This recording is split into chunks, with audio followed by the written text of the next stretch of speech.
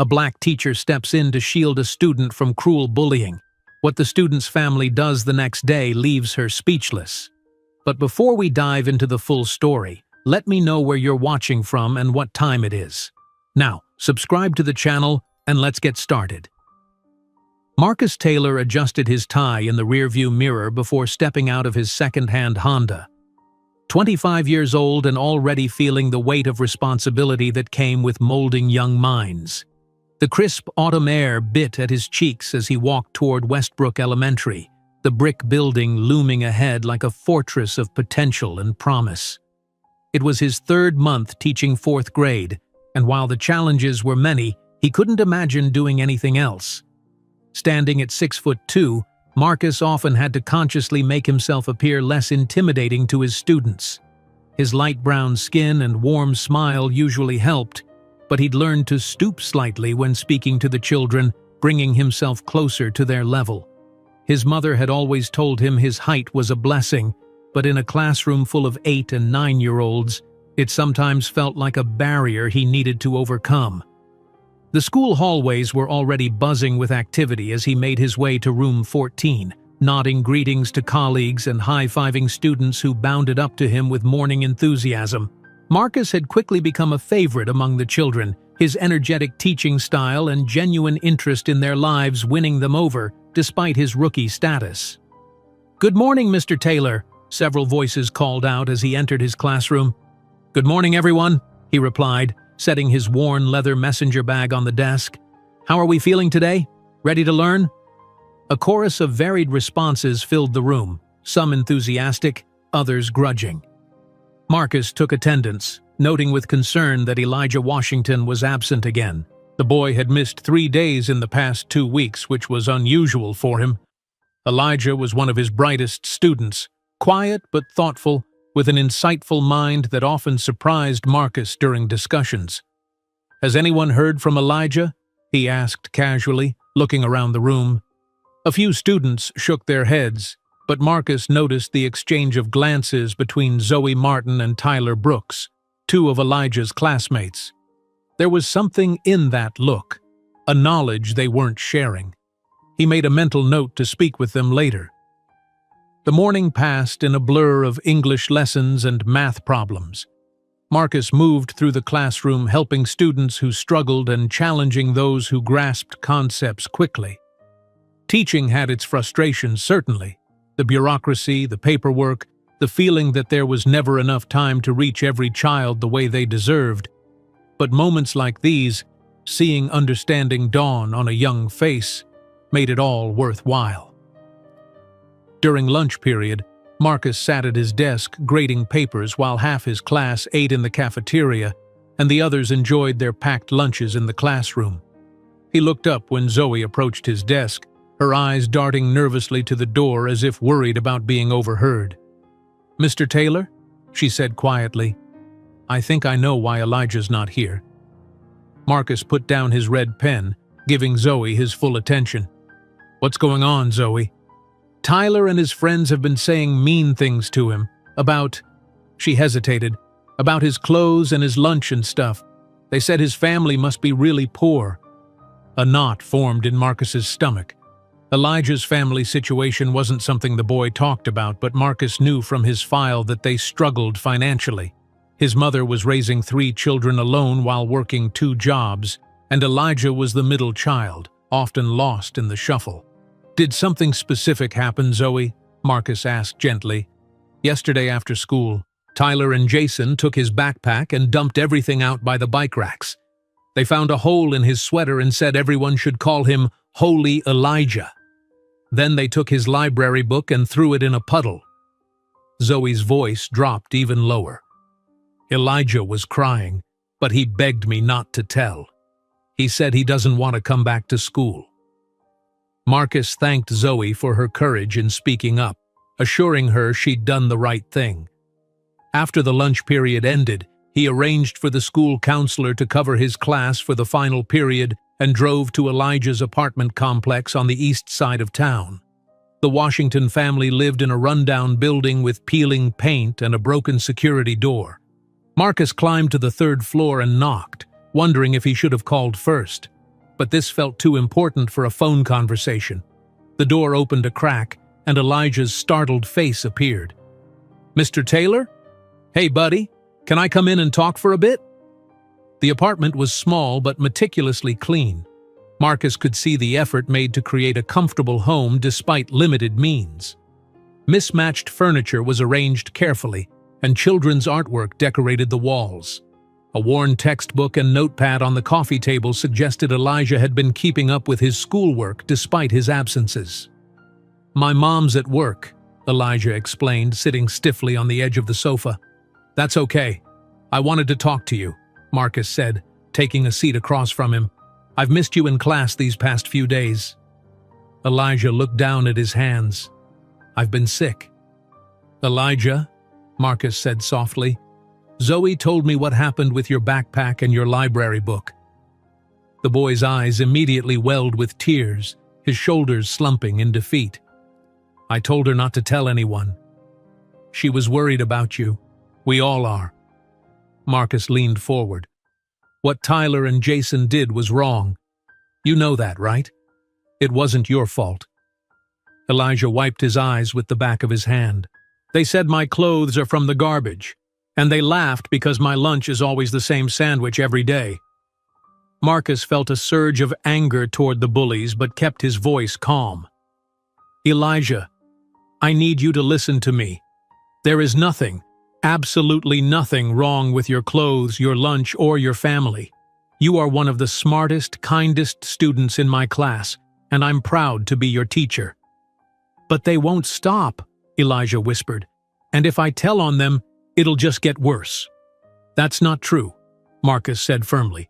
"And you won't be alone. I promise you that." He hesitated before adding, "You know, when I was about your age, kids used to make fun of my clothes too." Elijah looked up, surprised. "They did?" Marcus nodded. "My mom raised me by herself and money was tight.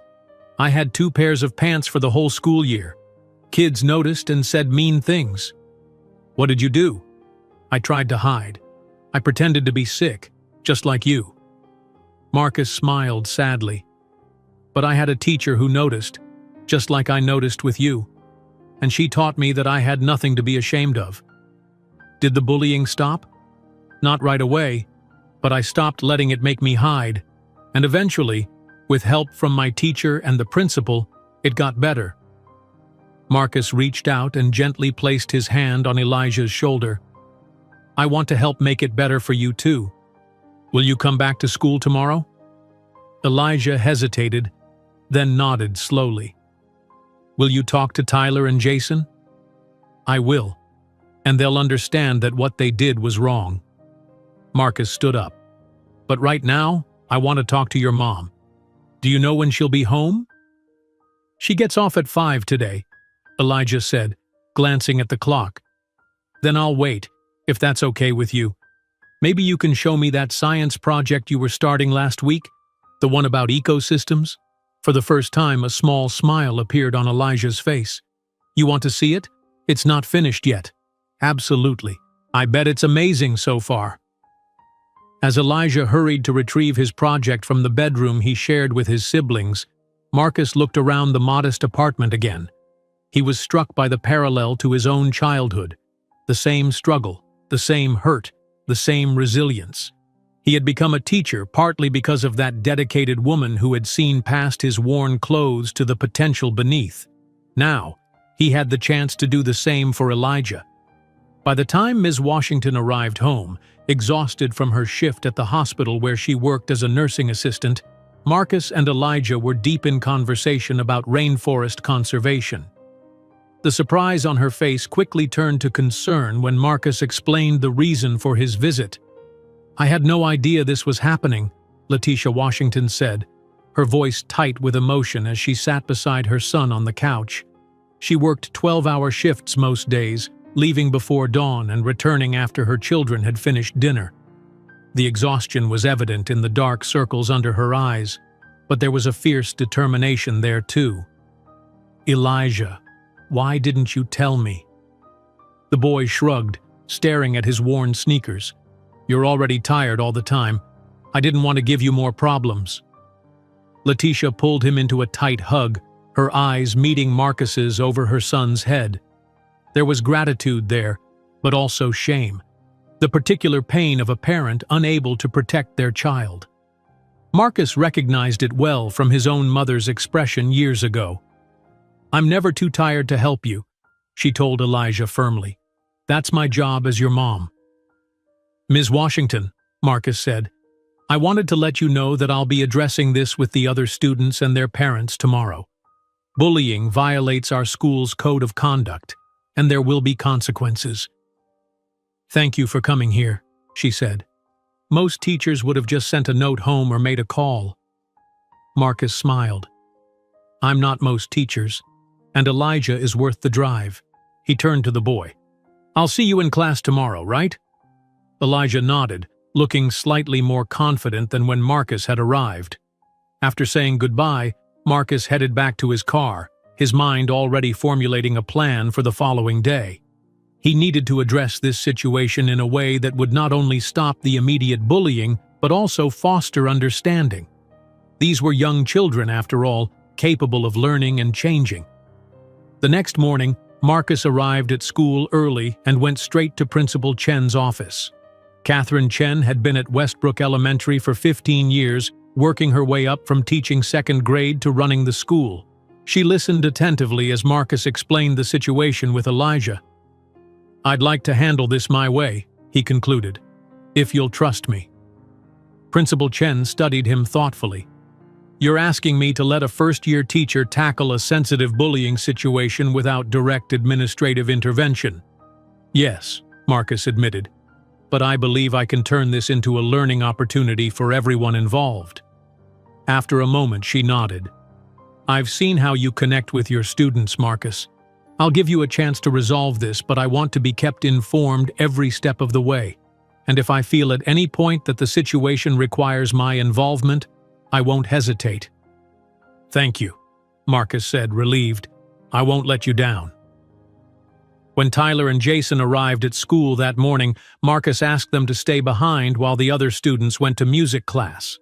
The boys exchanged nervous glances as they sat at their desks, facing their teacher. "Do you know why I asked you to stay?"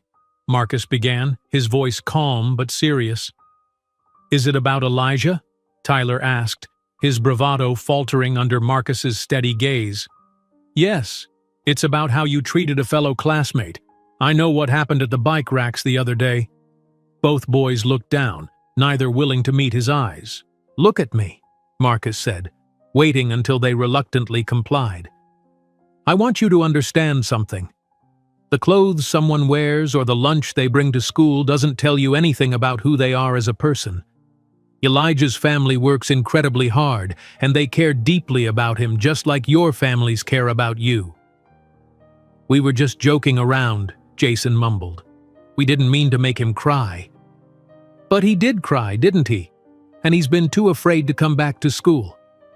Marcus let that sink in before continuing.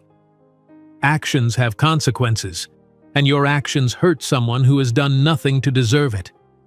Tyler shifted uncomfortably. "Are we in trouble?"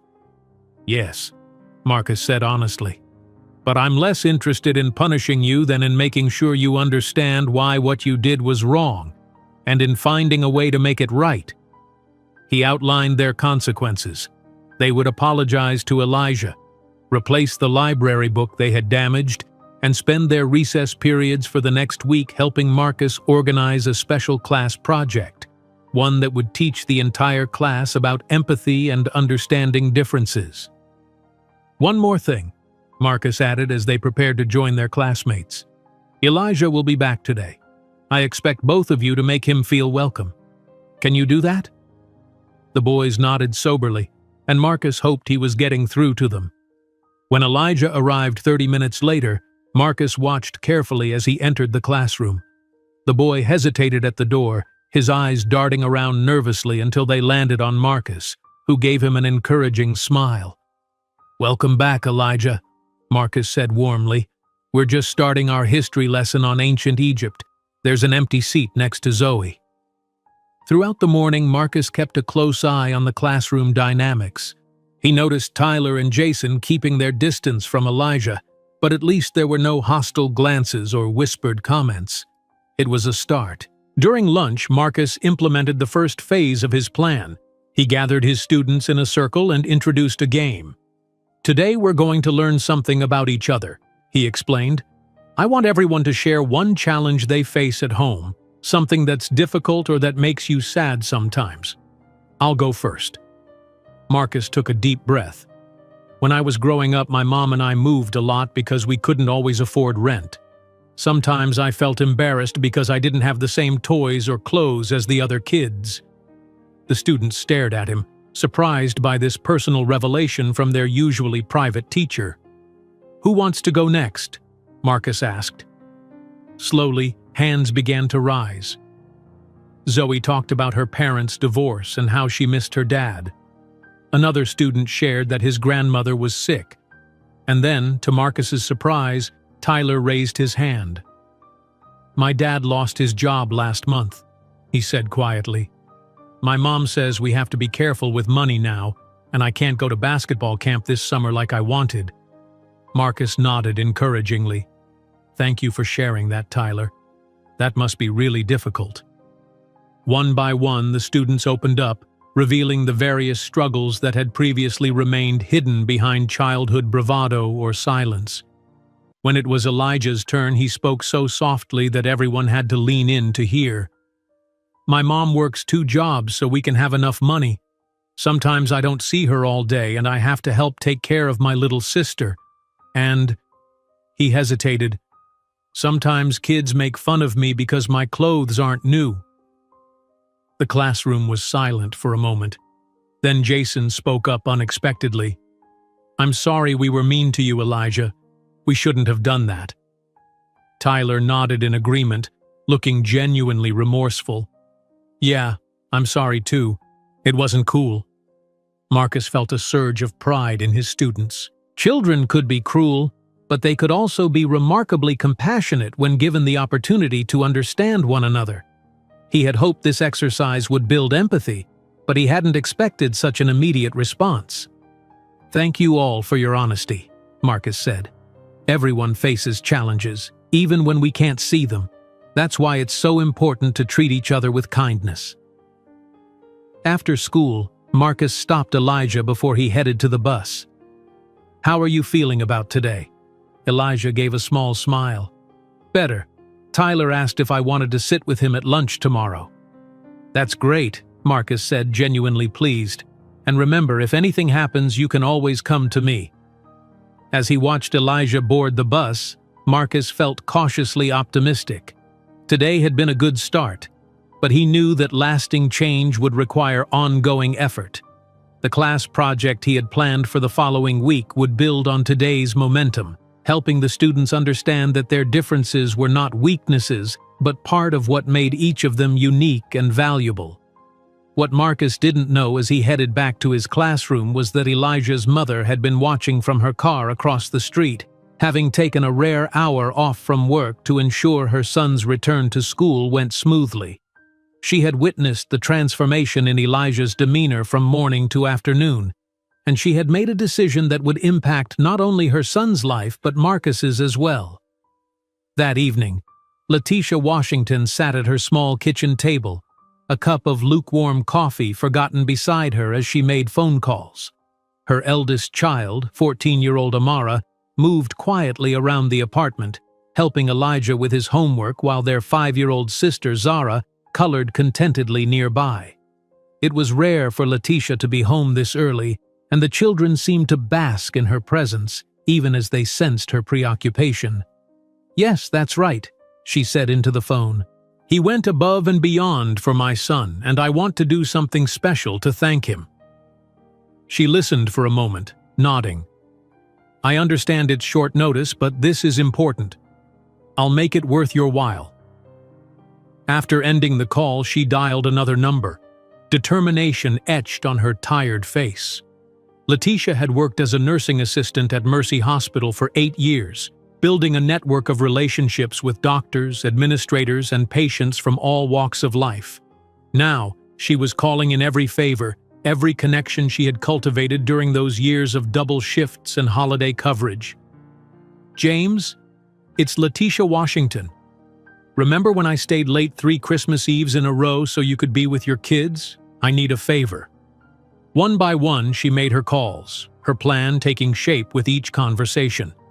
Occasionally, she would jot down notes or check her calendar, calculating hours and resources. Letitia Washington might not have much money or free time, but she had something equally valuable, a community of people who owed her for her kindness, her work ethic, and her unwavering reliability. Meanwhile, across town, Marcus was having dinner with his girlfriend Sofia Rodriguez, a pediatric resident at Mercy Hospital. They'd been dating for 6 months, having met when Marcus brought a student to the emergency room after a playground accident. Their schedules rarely aligned for proper dates, so tonight's dinner at Sofia's apartment was a precious commodity. "So you just drove to his house?" Sofia asked, impressed. "Most teachers I know wouldn't go that far." Marcus shrugged, taking a bite of the paella Sofia had prepared. "I recognized something in him, the same shame I felt at his age. Kids shouldn't have to carry that burden." Sofia smiled, reaching across the table to squeeze his hand. "That's why you're so good at what you do. You see your students as whole people, not just names on a roster." "I just hope I handled it well," Marcus admitted. "Principal Chen is trusting me to manage this situation, and I don't want to mess it up. From what you've told me, you're doing everything right." The conversation circle was brilliant. Getting kids to see each other's struggles builds empathy. Marcus nodded, but his expression remained thoughtful. There's this look Elijah gets sometimes, like he's carrying the weight of the world. His mother works at your hospital, actually. Nursing assistant. Letitia Washington. Sofia's eyes widened with recognition. "Letitia? Tall woman? Always volunteering for extra shifts? She's amazing. One of the hardest workers in the hospital. The residents all love her because she's so knowledgeable and patient when we're learning procedures." "That sounds like her," Marcus agreed. "She's raising 3 kids on her own while working 2 jobs. Elijah's been helping care for his younger sister since he was 6. "No wonder you feel a connection to him," Sofia said softly. "It mirrors your own childhood in many ways." Marcus nodded, memories of his own mother's struggles surfacing. Diane Taylor had worked as a hotel housekeeper during the day and a restaurant server at night, often leaving young Marcus with elderly neighbors or alone once he was old enough. Like Elijah, he had grown up fast, learning to cook simple meals and do laundry before most kids had mastered tying their shoes. "The difference is, I had Mrs. Harmon in 5th grade, Marcus said, referring to the teacher who had changed his life. "She saw potential in me when everyone else just saw a poor kid with worn-out clothes. I want to be that person for Elijah, and for all my students." "You already are," Sofia assured him. "And from what you've told me about today, you're making progress with the bullies too." "I hope so. The real test will be tomorrow and the days after. Change doesn't happen overnight." The following morning, Marcus arrived at school to find Tyler and Jason waiting outside his classroom door, both looking uncharacteristically serious. "We got this for Elijah," Tyler said, holding out a new copy of the library book they had ruined. "My mom took us to the bookstore last night." Marcus took the book, noting that it was not only the same title but a hardcover edition that would last longer than the paperback Elijah had borrowed from the library. "This was very thoughtful of you. I'm proud of you both for taking responsibility." The boys seemed to stand taller at his praise. "We also made him this," Jason added, producing a hand-drawn card signed by both of them. The front featured a surprisingly detailed sketch of what appeared to be Elijah scoring a soccer goal. "Elijah's really good at soccer," Tyler explained. "We saw him playing at recess last week. He's fast." Marcus felt a surge of hope. This was more than he had expected, evidence that the boys weren't just going through the motions of an apology, but had actually thought about Elijah as a person with talents and interests. "I think he'll really appreciate this," Marcus said. "Why don't you give these to him yourselves when he arrives?" The boys nodded, moving to their desks as other students began filing in. When Elijah entered a few minutes later, Marcus watched the interaction closely, ready to intervene if necessary. But his concern proved unfounded. Tyler and Jason approached Elijah somewhat awkwardly but with evident sincerity, presenting the book and card with mumbled apologies. Elijah's initial wariness gave way to surprise and then cautious acceptance. He examined the card, a small smile forming as he saw the soccer illustration. "This is cool," he said quietly. "Thanks." It wasn't an immediate friendship, but it was a beginning, a bridge being built between children who had previously occupied different worlds within the same classroom. Marcus turned to write the day's schedule on the board, hiding his smile of satisfaction. The morning passed smoothly, with Elijah noticeably more engaged than he had been in weeks.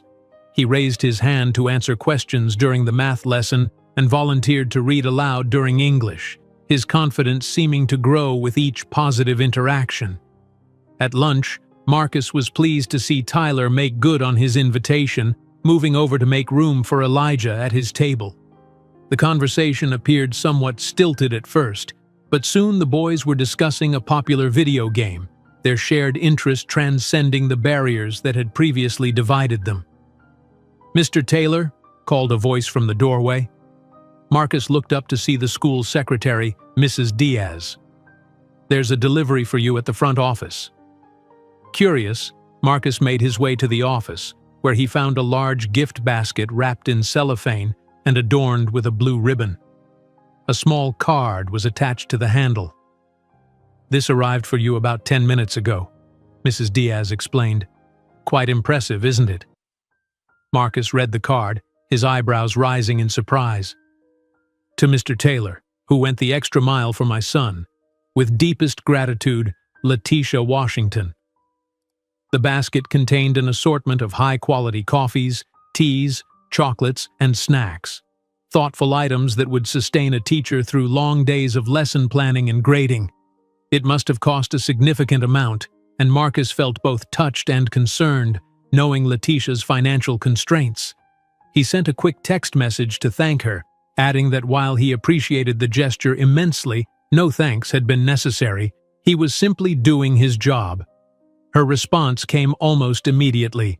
"You did far more than your job required, and this is just the beginning. Elijah hasn't stopped talking about you since yesterday." Marcus smiled, tucking his phone away as he returned to his classroom, the gift basket drawing curious glances and questions from students and teachers alike. He placed it on his desk, touched by Letitia's thoughtfulness, but unaware that this was merely the opening gesture in a much grander expression of gratitude that was already being set in motion.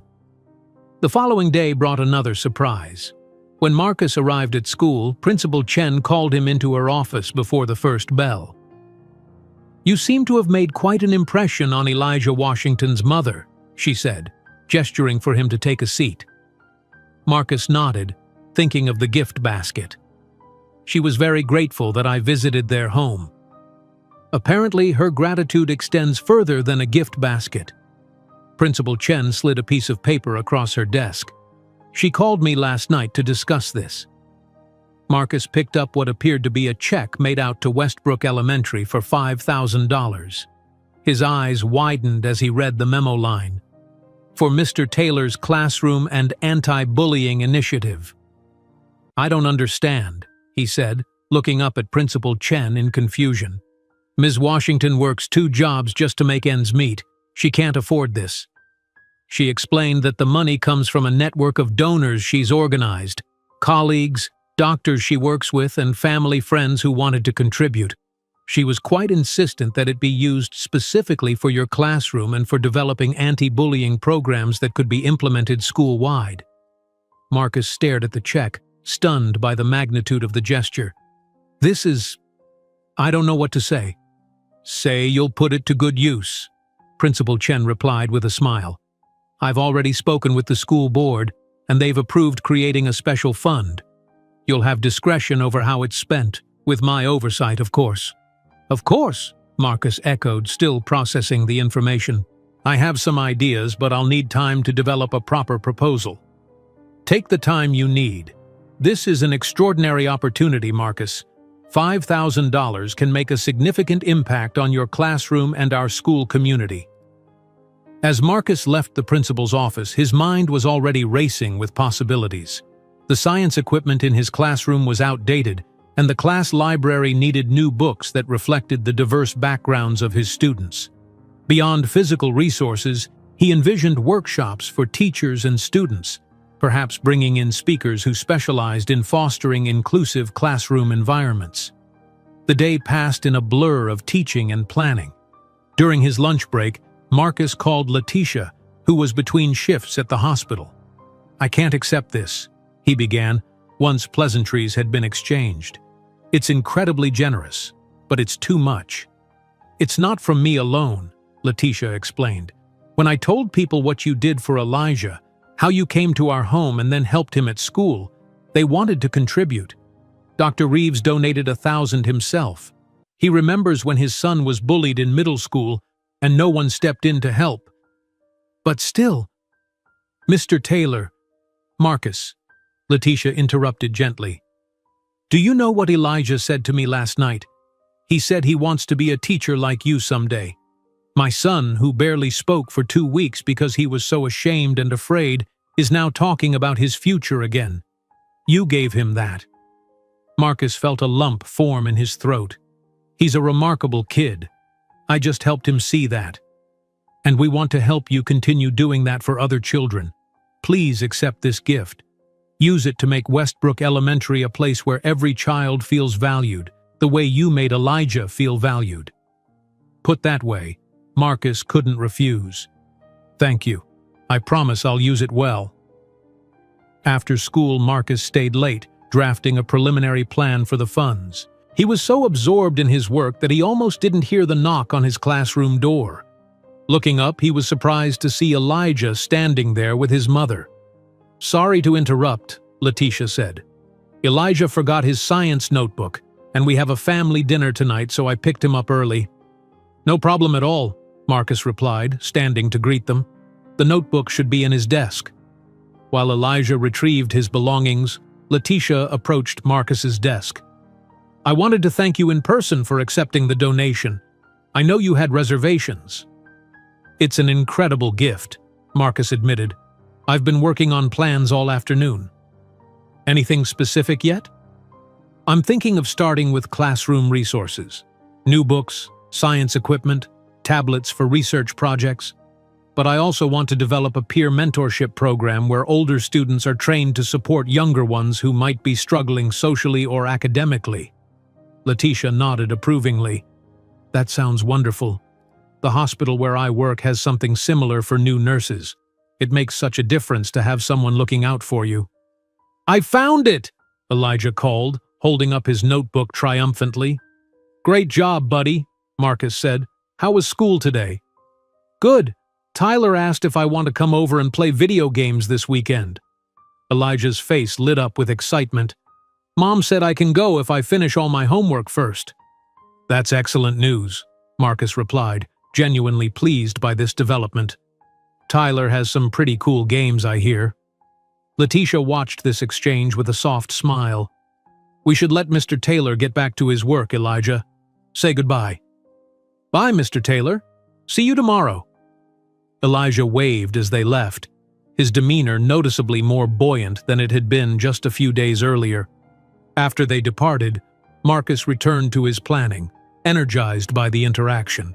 The transformation in Elijah was remarkable, from a child afraid to come to school to one excited about social invitations and engaged in learning.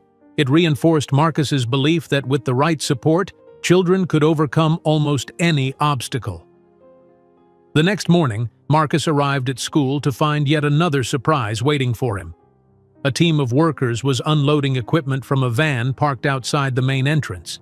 Curious, he approached one of them. "What's all this?" he asked. "Delivery for room 14, the man replied, consulting his clipboard. "Instructional technology package. We're supposed to set it up before classes start."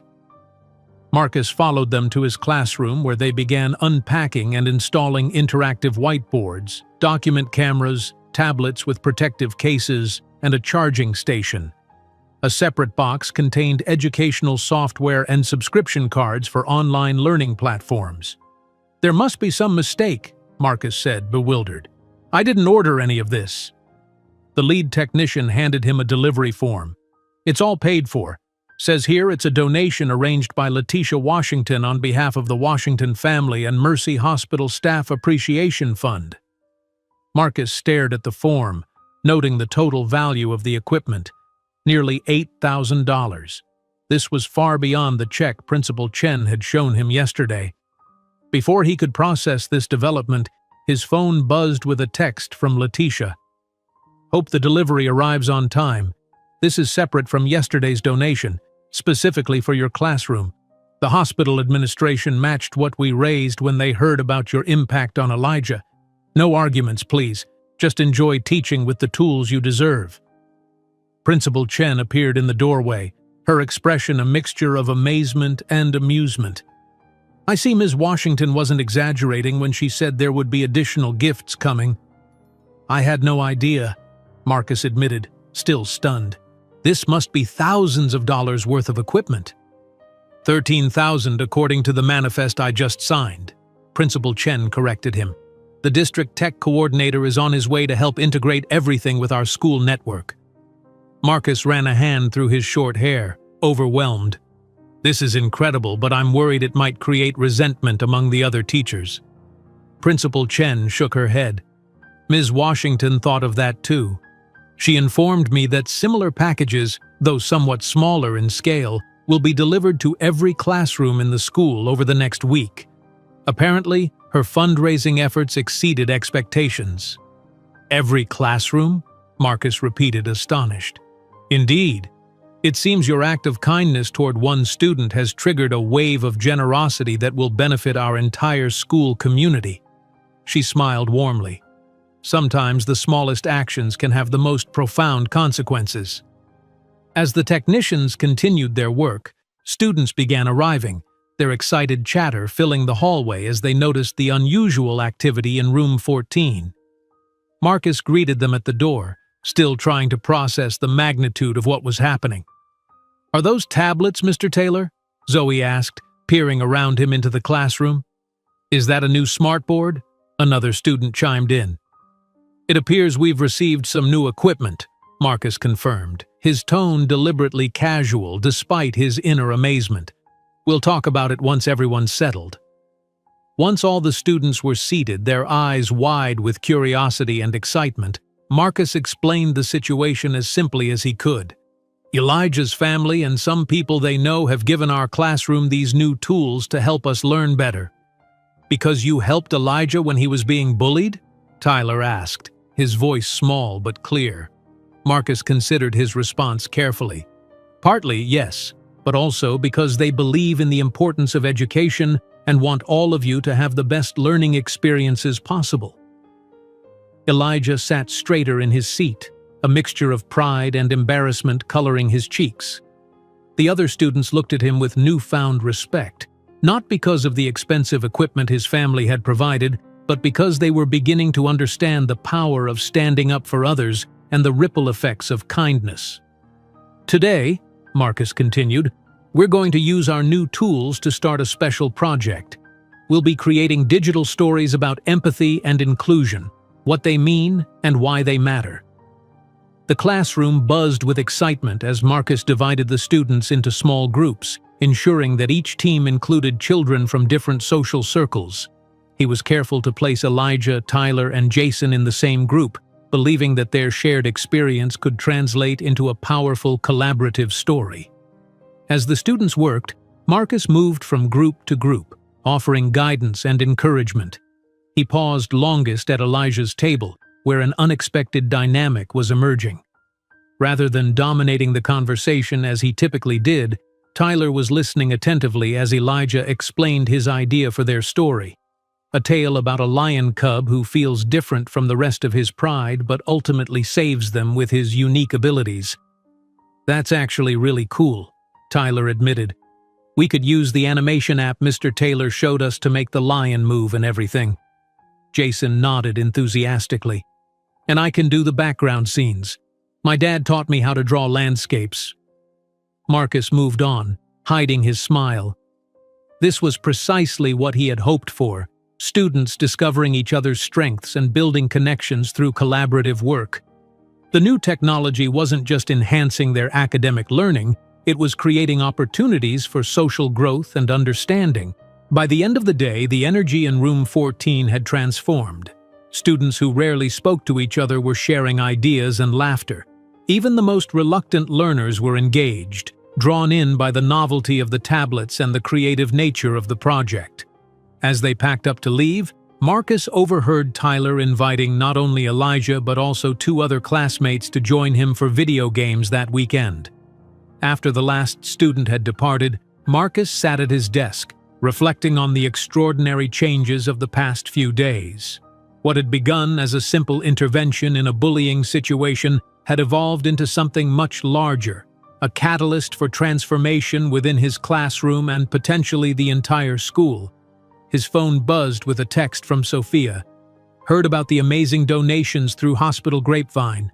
Letitia is a force of nature. Can't wait to hear all about it tonight. Marcus smiled, typing a quick reply. It's unbelievable. Still processing. See you at 7. As he was gathering his things to leave, there was a knock at his classroom door. Looking up, he was surprised to see Dr. James Reeves, one of the most respected surgeons at Mercy Hospital and, according to Letitia, a significant contributor to the donation. "Dr. Reeves," Marcus said, standing to greet him, "this is unexpected." The older man stepped into the classroom, his gaze taking in the new technology. "I wanted to see where my contribution ended up," he explained with a warm smile. "Letitia speaks very highly of you, Mr. Taylor. Please call me Marcus, and I'm still overwhelmed by the generosity you and others have shown." Dr. Reeves nodded, moving further into the room to examine the interactive whiteboard. "Letitia has a way of inspiring people to action. When she told me about what you did for her son, it reminded me of my own boy, Alexander. He's in college now, but in middle school he was bullied so severely that he developed anxiety and depression. It took years of therapy to help him recover." "I'm sorry to hear that," Marcus said sincerely. The school administrators knew what was happening, but they treated it as kids being kids, something Alexander needed to toughen up and deal with.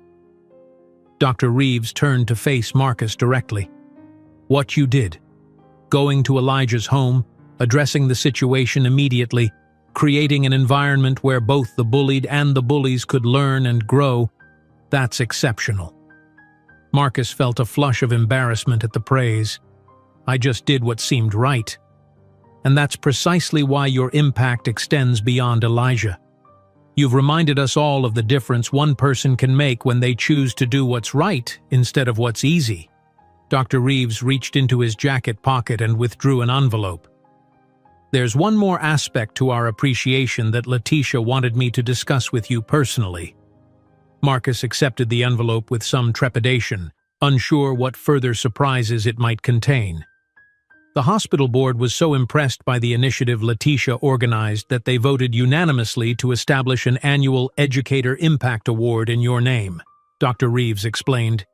"Each year, we'll recognize a teacher who goes above and beyond to support students' emotional and social well-being. The award comes with a $10,000 grant for the recipient's school." Marcus opened the envelope with trembling fingers, finding a formal letter on Mercy Hospital letterhead confirming everything Dr. Reeves had just said. I don't know what to say," he stammered, genuinely overwhelmed. "Say you'll serve on the selection committee," Dr. Reeves suggested with a smile. "Your perspective would be invaluable in identifying teachers who embody the qualities we want to celebrate." "Of course," Marcus agreed immediately. "It would be an honor." After Dr. Reeves departed, Marcus sat alone in his classroom, the letter still in his hand. The magnitude of what was happening continued to amaze him. His simple act of compassion, driving to a student's home because he recognized a child in pain, had sparked a cascade of generosity and community action that would benefit countless students for years to come. That evening, as Marcus recounted the day's events to Sophia over dinner, She watched him with a mixture of pride and amusement. "You really don't see it, do you?" she asked, refilling their wine glasses. "See what?" Marcus replied, puzzled. "How extraordinary you are," Sophia said simply. "Most people would have sent an email to the parents or had a quick chat with the bullies. You went to Elijah's home, you connected with him personally, you created classroom activities that built empathy rather than just punishing the bullies. You changed the entire dynamic." Marcus shook his head, uncomfortable with the praise. "I just did my job." "No," Sophia insisted. "You did much more than your job. You showed genuine care for a child who needed it, and that resonated with Letitia and everyone she told about it. People are hungry for that kind of authentic compassion, especially from educators." Before Marcus could respond, his phone rang. Glancing at the screen, he was surprised to see Principal Chen's name. He excused himself to answer.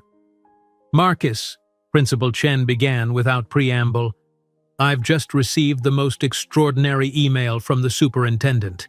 It seems the story of what's happening at Westbrook has reached the district level." "What do you mean?"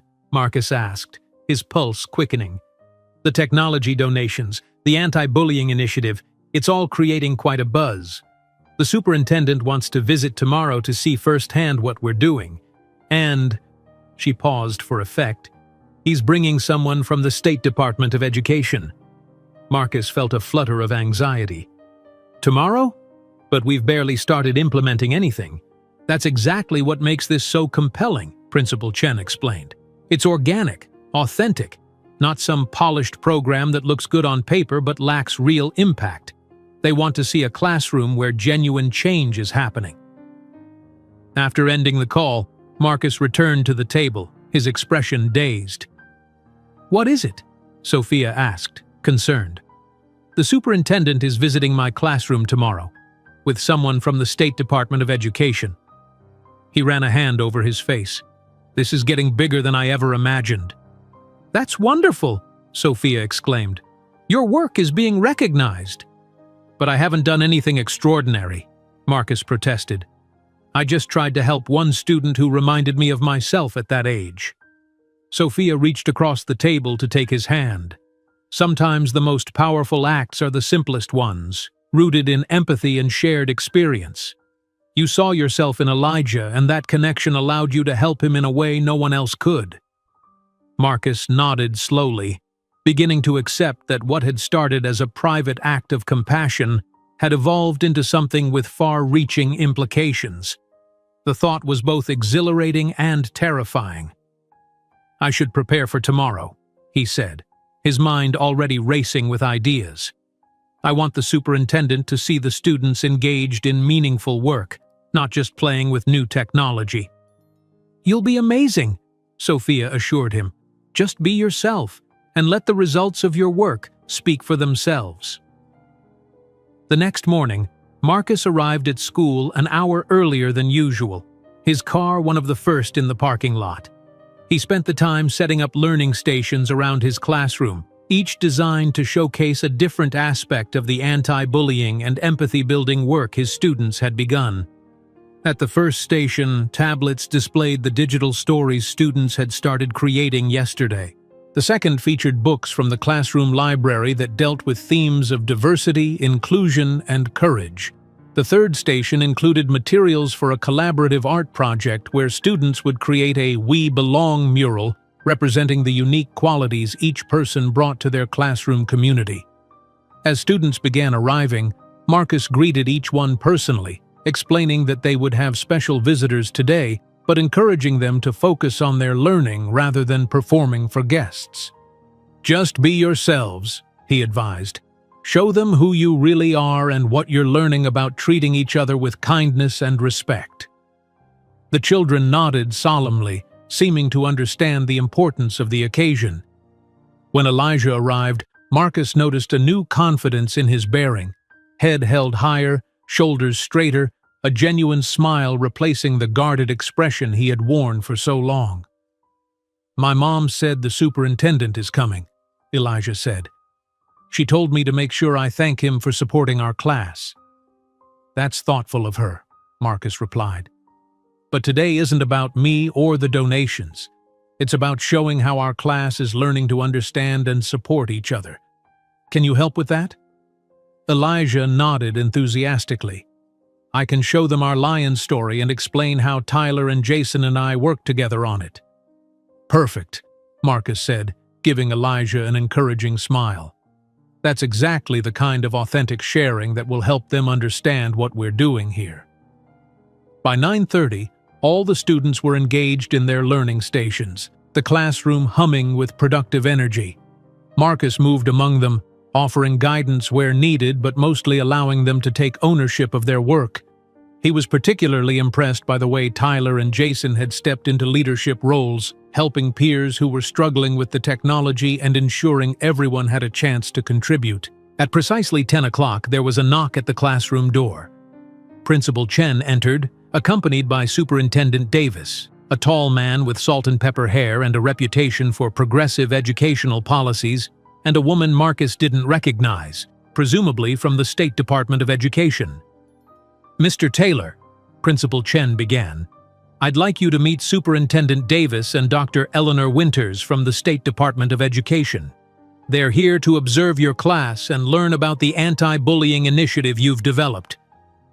Marcus shook hands with both visitors, trying to project a confidence he didn't entirely feel. "Welcome to Room 14. The students are currently working on projects related to empathy and inclusion. Please feel free to walk around and talk with them about what they're doing." Dr. Winters nodded approvingly. "I prefer to see authentic learning in action rather than staged demonstrations. Please carry on as if we weren't here." Marcus returned to circulating among the students while the visitors observed. He overheard snippets of conversation as students eagerly explained their projects to the superintendent and Dr. Winters. "We're making a story about a lion who's different from his pride," Elijah was saying, showing them the tablet where his group's animation was taking shape. "At first, the other lions make fun of him because his mane is a different color, but then they realize that being different isn't bad. It's what makes each lion special." "That sounds like a powerful message," Dr. Winters commented. "What inspired this story?" The three boys exchanged glances, and then Tyler spoke up. "Well, we kind of learned it ourselves. I was mean to Elijah because his clothes weren't like mine, but Mr. Taylor helped us understand that it's not cool to judge people by stuff like that." Jason nodded in agreement. "Yeah, and now we're friends. Elijah's coming to Tyler's house this weekend to play games." Marcus felt a surge of pride listening to the boys' honest account.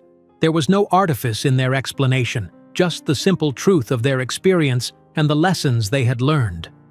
As the visitors continued around the room, similar stories emerged.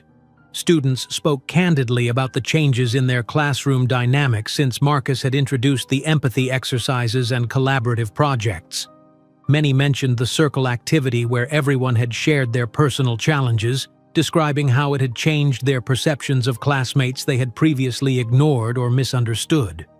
After about 40 minutes of observation, Principal Chen suggested that the students might continue their work while the adults stepped outside for a brief discussion. Marcus instructed the class to keep working collaboratively and followed the visitors into the hallway, his heart racing with a mixture of anticipation and anxiety. "Mr. Taylor," Superintendent Davis began once they were outside, "I've been visiting classrooms for over 20 years and I can honestly say I've rarely seen the level of engagement and authentic peer support that I witnessed today." "Thank you, sir," Marcus replied, relief washing over him. Dr. Winters nodded in agreement. "What strikes me most is that these aren't just activities about bullying prevention. You've created a classroom culture where empathy and inclusion are woven into everything the students do." "That was my goal," Marcus admitted. "I wanted them to understand that respecting differences isn't just something we talk about in special lessons. It's how we live together every day." "The approach is clearly working," Principal Chen observed. "The change in classroom dynamics over just a few days has been remarkable." "Dr. Winters is particularly interested in how this initiative might be expanded beyond your classroom," Superintendent Davis explained. "The State Department of Education has been looking for effective models of social-emotional learning that can be implemented in diverse school environments. We believe your approach has significant potential, Dr. Winters added. It combines technology integration, peer collaboration, and explicit empathy building in a way that seems to resonate deeply with students. Marcus felt a flutter of excitement at the possibilities. I've been working on a more comprehensive plan that could be implemented school-wide. With the recent donations, we have both the resources and the community support to make it happen. Excellent, Dr. Winters said, her expression brightening. I'd like to propose something. The State Department is currently developing a pilot program focused on bullying prevention and social-emotional learning. We're selecting 5 schools across the state to implement different approaches and evaluate their effectiveness. Are you suggesting Westbrook could be one of those schools? Principal Chen asked, her voice carefully measured but unable to completely hide her excitement. I'm suggesting more than that, Dr. Winters replied. Based on what I've seen today, I believe Mr. Taylor's approach could serve as the foundation for one of our pilot models. If you're willing, Mr. Taylor, we'd like to work with you to develop a comprehensive program that could be implemented not just here, but potentially in schools throughout the state. Marcus felt momentarily dizzy at the implications. What had started as a simple act of reaching out to one struggling student was now being considered as a model for statewide implementation. I'm honored, he managed to say. Of course I'd be willing to help. Wonderful, Superintendent Davis interjected. The pilot program comes with significant grant funding, $200,000 per school to be exact. That would allow you to expand the technology integration, provide professional development for all staff, and even hire a dedicated coordinator to oversee implementation. Principal Chen looked as though she might actually hug the superintendent. That kind of funding would be transformative for Westbrook. There's one more thing, Dr. Winters added. The pilot schools will be featured in a documentary series about innovative approaches to bullying prevention. It's being produced in partnership with a major streaming service, with the goal of raising awareness nationally about effective strategies. Marcus's mind was racing, trying to process the magnitude of what was being proposed. A documentary? National exposure? This was far beyond anything he had anticipated when he drove to Elijah's apartment just a few days ago. The film crew would want to interview you, of course, Dr. Winters continued, as well as Elijah and his mother, since their story was the catalyst for this initiative. Of course, participation would be entirely voluntary, and we would ensure all proper permissions and protections for the children involved. I'd need to discuss this with Elijah's family, Marcus said, his teacher's instinct for protecting his students kicking in, and with the parents of any other students who might be featured. Of course, Superintendent Davis agreed. We wouldn't proceed without full transparency and consent. But the potential impact is significant, Mr. Taylor. Your approach could help thousands of students beyond Westbrook. As they continued discussing logistics and next steps, Marcus felt a strange mixture of emotions: pride in what his students had already accomplished, excitement about the possibilities ahead, and a lingering sense of disbelief that his simple act of compassion had led to this moment. When they returned to the classroom, the students were still deeply engaged in their projects, barely looking up as the adults re-entered. Marcus watched them with a swelling sense of pride, noting how seamlessly they had integrated the new technologies into their collaborative work. Elijah was helping a classmate with the animation software, his earlier reticence replaced by confident leadership. Tyler and Jason were working with a group of students on the We Belong mural, carefully ensuring that everyone's contribution was included. This, Marcus realized, was the true measure of success, not the donations or the recognition from education officials, but the fundamental shift in how these children related to one another. They were learning lessons that would serve them throughout their lives, lessons about the power of empathy, the importance of inclusion, and the courage it takes to stand up for others. As the visitors prepared to leave, Dr. Winters pulled Marcus aside for one final comment. You know, Mr. Taylor, in education we often talk about making a difference. It's become something of a cliché, but today I've seen what that really looks like in practice. One teacher, one classroom, one intentional act of kindness at a time. That's how real change happens. Marcus nodded, humbled by her words. I'm just getting started, he replied, his gaze returning to his students. There's so much more we can do. After school that day, Marcus called Letitia to share the developments. She had just finished her shift at the hospital and sounded tired but immediately perked up when he explained about the visitors and the pilot program. A documentary? She exclaimed. That's amazing, Marcus. Elijah will be so excited. I wanted to check with you first, Marcus explained. They'd want to interview both of you about what happened. I won't agree to anything without your full consent. Of course we consent, Letitia said without hesitation. Elijah's story could help other children who are being bullied, and it would show teachers everywhere the difference they can make when they truly see their students. There's something else, Marcus added. The pilot program comes with substantial funding, enough to transform Westbrook's approach to bullying prevention and social-emotional learning. I can't help thinking that none of this would have happened if you hadn't organized those initial donations. Letitia laughed softly. And none of those donations would have happened if you hadn't driven to our apartment that day. We've created quite a ripple effect between us, haven't we? It seems we have, Marcus agreed, smiling. Dr. Winters from the State Department said something today that really resonated with me. She said real change happens one teacher, one classroom, one act of kindness at a time. She's right, Letitia replied, and I'm grateful every day that you were that teacher for Elijah. The following weeks passed in a whirlwind of activity. Marcus worked closely with Principal Chen, Superintendent Davis, and Dr. Winters to develop a comprehensive proposal for the pilot program. Evenings and weekends were devoted to research, planning, and consultation with educational experts in social-emotional learning and bullying prevention. Sophia joked that she'd forgotten what her boyfriend looked like, though she supported his efforts wholeheartedly. In the classroom, the transformation continued.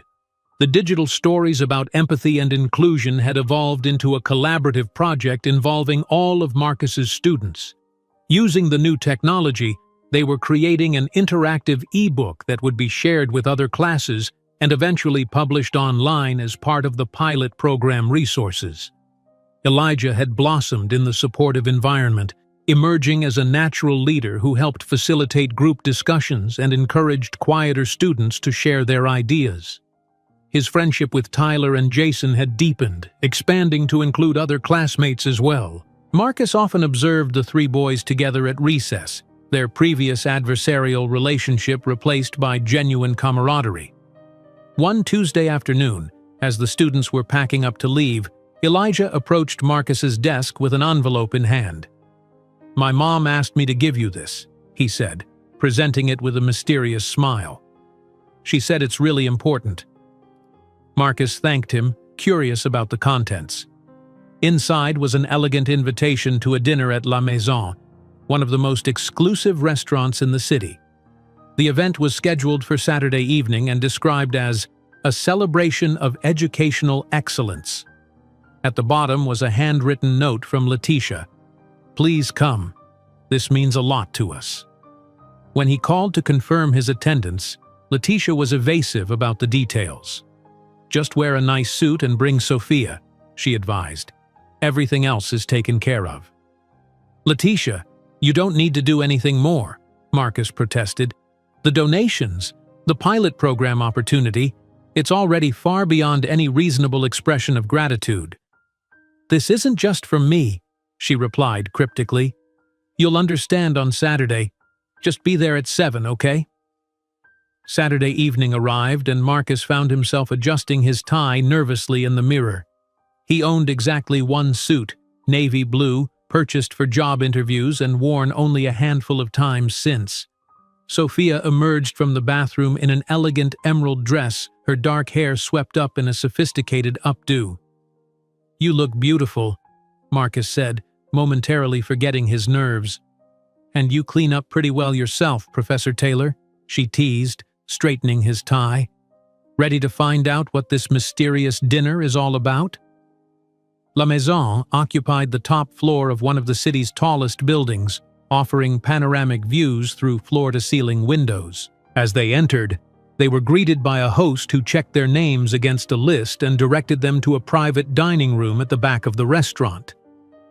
"I'm starting to feel underdressed," Marcus murmured to Sophia as they passed tables of well-heeled diners enjoying elaborate multi-course meals. "You look perfect," she assured him, squeezing his hand. "And remember, these people invited you because of who you are and what you've done, not because of your wardrobe." The private dining room door opened to reveal a gathering of about 30 people. Marcus recognized Letitia immediately, elegant in a deep purple dress, standing with Elijah, Amara, and Zara, all dressed in their finest clothes. Dr. Reeves was there with his wife, as were several other doctors and administrators from Mercy Hospital. Principal Chen chatted with Superintendent Davis near a window, while Dr. Winters from the State Department of Education stood with a small group of people Marcus didn't recognize.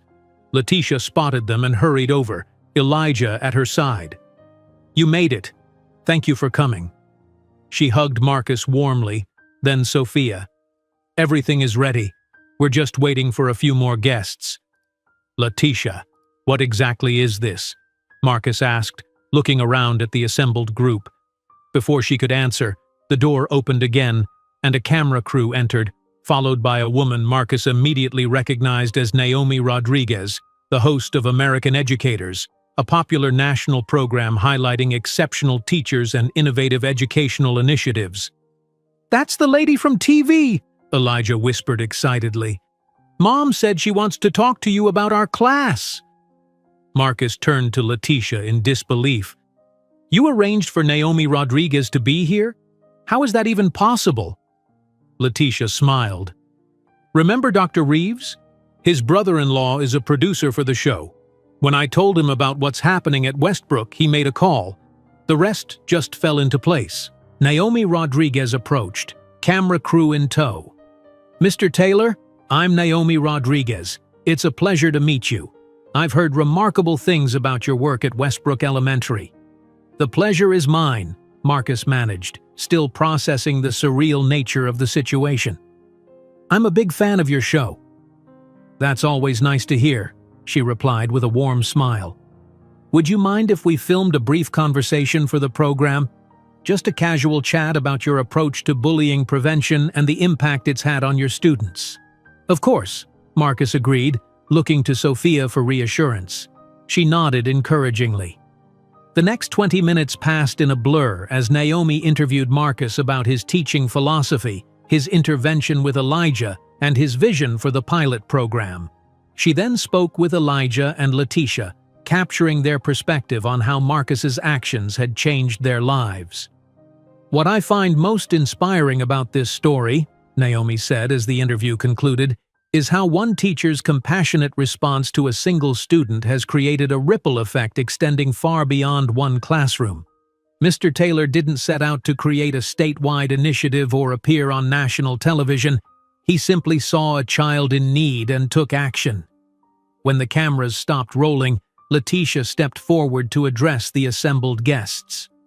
"Thank you all for coming tonight. Many of you contributed to the donations that started this journey, and I wanted you to see firsthand the impact of your generosity." She turned to Marcus. "When Elijah came home from school that day, crushed by bullying and shame, I felt helpless. As a single mother working 2 jobs, I couldn't be there to protect him at school. I worried that his education would be marred by the same pain and isolation I experienced as a child." Her voice trembled slightly as she continued. "Then Mr. Taylor, Marcus, drove to our home. He sat in our living room and shared his own story of childhood bullying. He made Elijah feel seen and valued.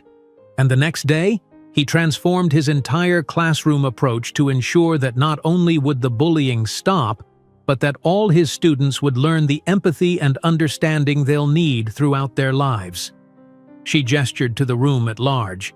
"Tonight isn't just about thanking Marcus, though he deserves every accolade. It's about recognizing the profound difference one person can make when they choose compassion over convenience, when they go beyond what's required to do what's right." Dr. Reeves stepped forward next, holding up a glass in toast. "To Marcus Taylor, whose commitment to his students reminds us all of the power of empathetic education, and to the pilot program that will bring his approach to schools throughout our state. The room erupted in applause. Marcus stood still, overwhelmed by the moment and the journey that had led to it. He felt Sophia's hand slip into his, anchoring him. When the applause subsided, Naomi Rodriguez approached again, this time with a large envelope. "Mr. Taylor, American educators would like to contribute to your classroom and the pilot program. This grant for $50,000 is to be used at your discretion to further your work in bullying prevention and social-emotional learning." Marcus accepted the envelope with trembling hands as another round of applause filled the room. He looked to Letitia, who was beaming with pride, and to Elijah, whose transformation from a fearful, bullied child to a confident, engaged student embodied everything Marcus had hoped to achieve as a teacher. "I don't know what to say," Marcus began, his voice thick with emotion. "When I became a teacher, I hoped to make a difference in my students' lives. I never imagined that trying to help one student would lead to all of this." He looked around the room, at the faces of people who had come together to support an educational initiative born from a single act of compassion. "What's happening here? The donations, the pilot program, this incredible dinner. It's about much more than me or even Westbrook Elementary. It's about recognizing that education is fundamentally about human connection. It's about seeing our students as whole people with unique challenges and strengths." Marcus glanced at Elijah, who was watching him with rapt attention.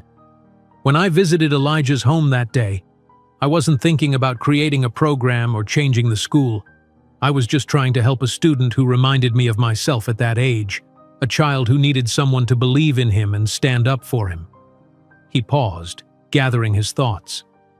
"The pilot program we're developing isn't about complicated interventions or expensive technology, though those have their place. At its core, it's about teaching children to see and value each other's humanity. It's about creating classrooms where differences are celebrated rather than targeted, where vulnerability is met with compassion instead of cruelty." As Marcus continued speaking, articulating his vision for education with a passion and eloquence that surprised even himself, the camera crew captured every word.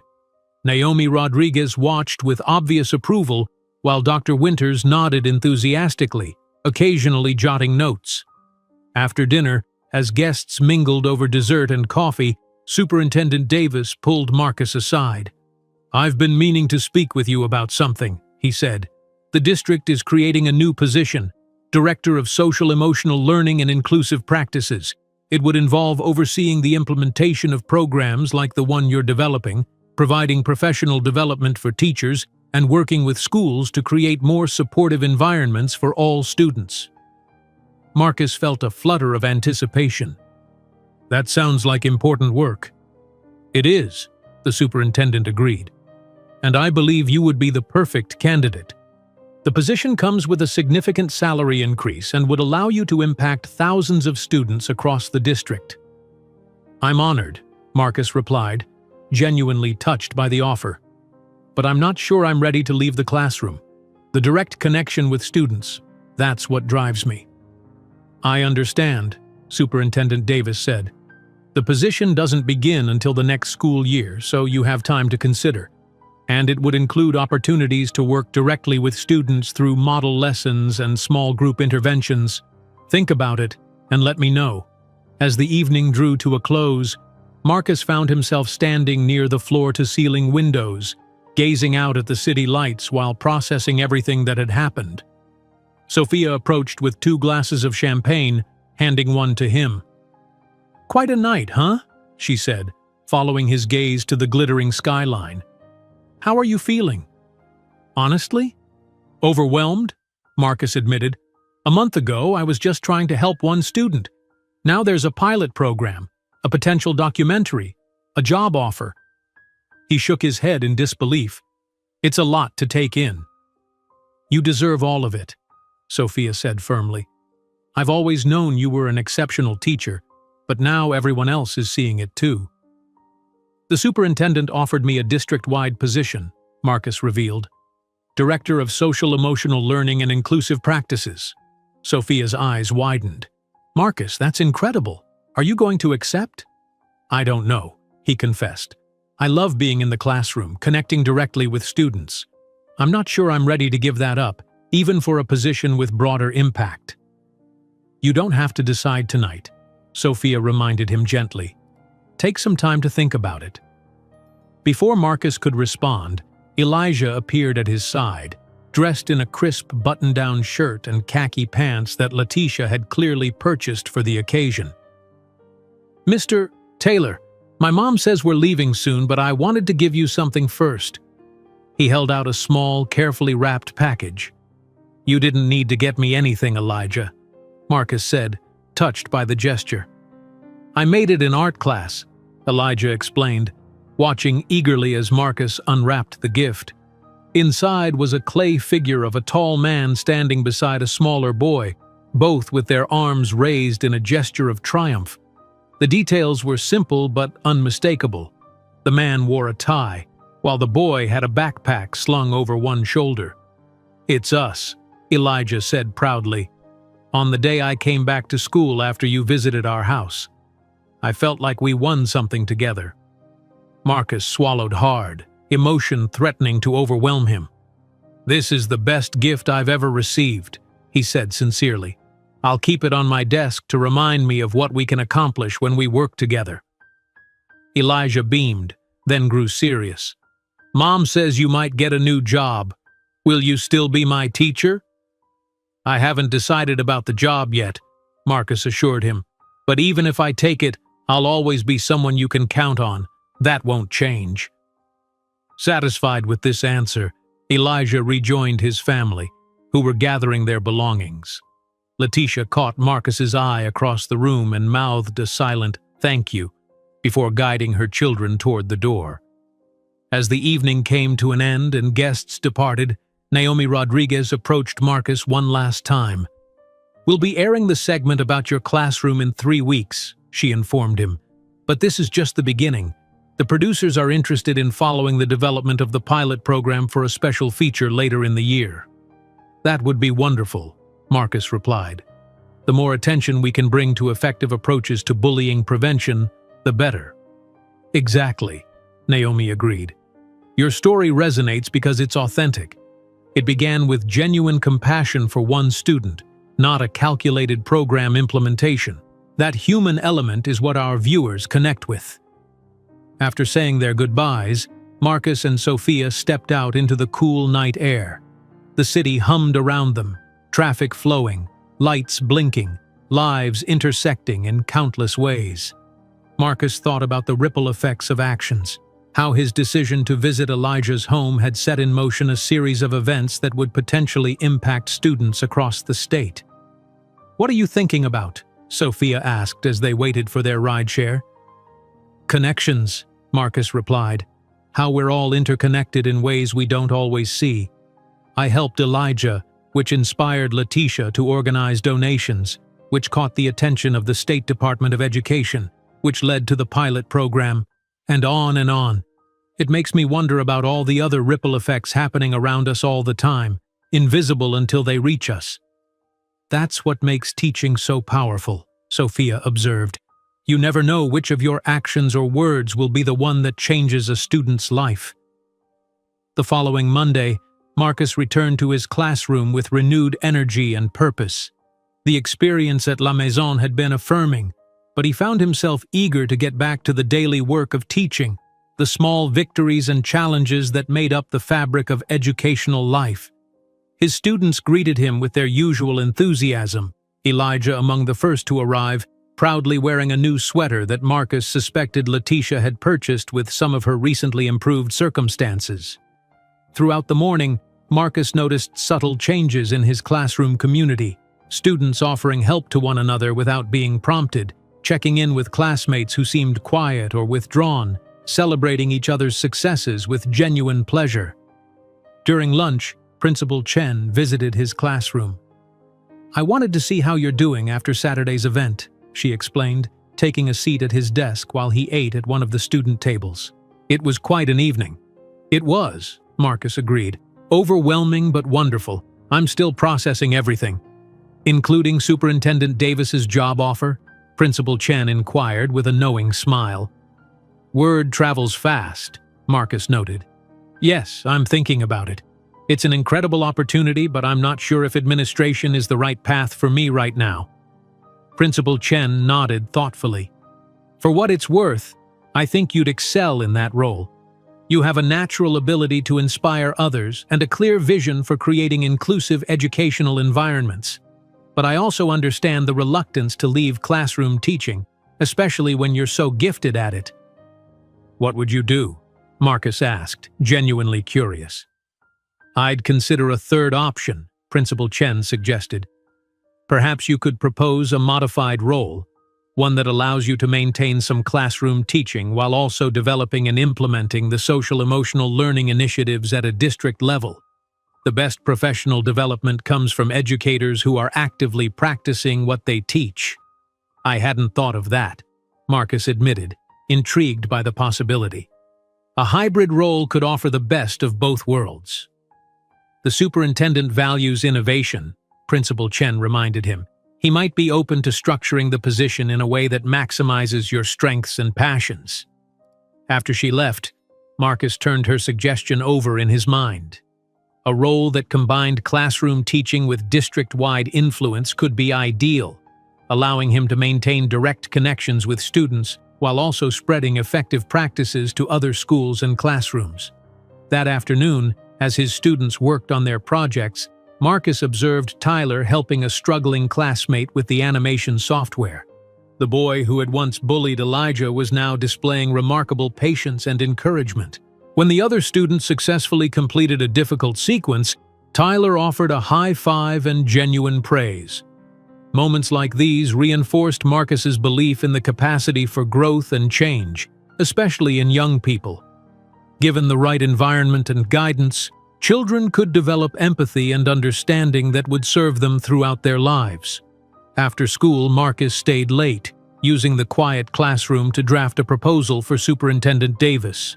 He outlined a hybrid position that would allow him to teach part-time while also developing and implementing social-emotional learning initiatives across the district. The role would include mentoring other teachers, creating curriculum resources, and facilitating professional development, all while maintaining a direct connection to students through a reduced teaching schedule. As he was finishing, a knock at his door interrupted his thoughts. Looking up, he was surprised to see Letitia standing there, still in her hospital scrubs. "I hope I'm not interrupting," she said, stepping into the classroom. "I just finished my shift and wanted to thank you again for coming on Saturday night." "No thanks necessary," Marcus assured her, saving his document and giving her his full attention. "It was an incredible evening. I'm still trying to wrap my mind around everything that's happening." Letitia smiled, taking a seat in one of the student chairs. "It's a lot, isn't it? When I first started making calls to organize the initial donations, I never imagined it would grow into all this." "Neither did I when I drove to your apartment," Marcus admitted. "I was just trying to help one student who reminded me of myself at that age." "That's what makes it so powerful," Letitia said. "It wasn't calculated or strategic. It was simply human compassion in action." She paused, her expression growing more serious. "Elijah mentioned you might be taking a new position." "It's a possibility," Marcus confirmed. "The superintendent has offered me a district-wide role focused on social-emotional learning and inclusive practices. I'm actually working on a counter-proposal right now, a hybrid position that would let me continue teaching part-time." "That sounds perfect for you," Letitia said. "You're too good in the classroom to leave it entirely, but your approach deserves to be shared more widely." "Thank you," Marcus replied, genuinely touched by her confidence in him. "How's Elijah doing after all the excitement?" Letitia's face lit up. "He's thriving. He can't stop talking about the pilot program and how excited he is to be part of it, and he's already planning his outfit for when the TV segment airs." She laughed softly. "But the best part is seeing him happy to go to school again, eager to learn and connect with his classmates. That's the real victory." "It is," Marcus agreed. "And it's what keeps me motivated every day, seeing that kind of transformation in my students." As they continued talking, sharing updates and ideas for the developing pilot program, Marcus was struck by how far they had come in such a short time. From their first meeting in Letitia's modest apartment, concerned about a bullied child too afraid to come to school, to planning a statewide educational initiative with national media attention, the journey had been extraordinary. Yet beneath the external changes and accolades, the core remained the same: a commitment to seeing, valuing, and supporting young people as they navigated the complexities of growing up. Whether in his classroom or potentially across the district, that commitment would continue to guide Marcus's work and choices.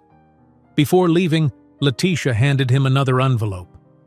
"One last surprise," she said with a smile. "Open it after I'm gone." Once alone, Marcus opened the envelope to find a check for $20,000 made out to him personally, along with a note. "For the teacher who changed everything. This is not from donations. It's from our family to you. College funds have been established for your future children. No arguments. With deepest gratitude, the Washington family." Marcus stared at the check in disbelief, his fingers trembling slightly as he reread the note. College funds for his future children? The generosity was overwhelming, almost uncomfortable in its magnitude. His first instinct was to return it. $20,000 was a life-changing amount of money for a young teacher with student loans and a modest salary. And the mention of college funds suggested an even larger sum had been set aside. He pulled out his phone to call Letitia, then hesitated. She had deliberately left before he opened the envelope, anticipating his reaction. "No arguments," the note had said clearly. This wasn't just about money. It was about Letitia's desire to express the depth of her gratitude in a tangible, lasting way. Still, he needed to process this. Marcus carefully returned the check to the envelope and placed it in his messenger bag, deciding to discuss it with Sophia before making any decisions. She had a way of helping him see situations from different perspectives.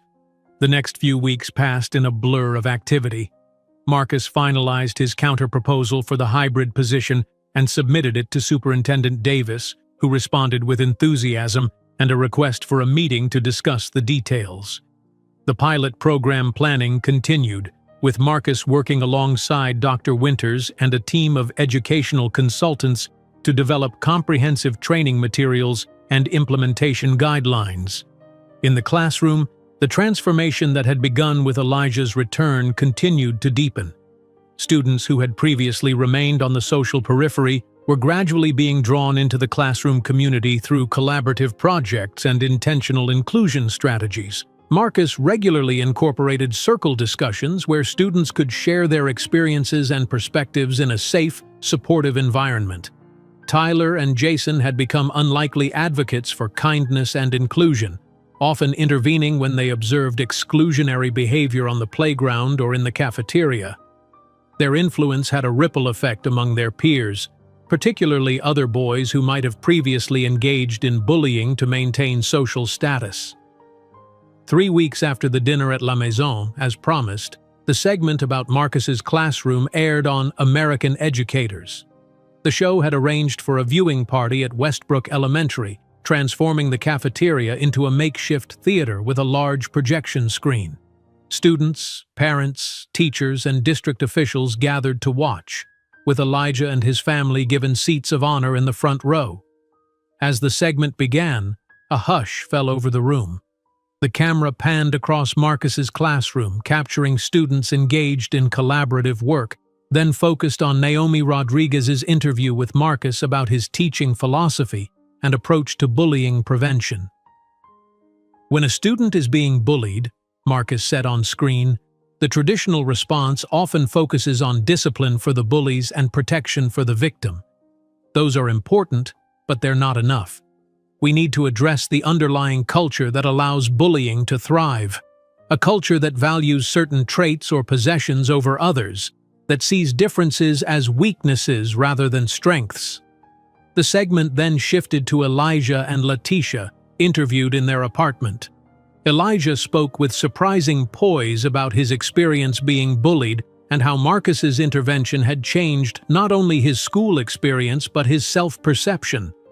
"Before Mr. Taylor came to our house, I thought there was something wrong with me," Elijah admitted. "Like maybe I deserved to be treated badly because my clothes weren't new or because my mom works all the time and can't come to school events." "And now?" Naomi prompted gently. "Now I know that everyone has different challenges.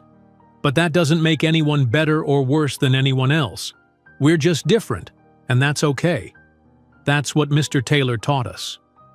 The camera returned to the classroom, showing Tyler and Jason working alongside Elijah on their animated story.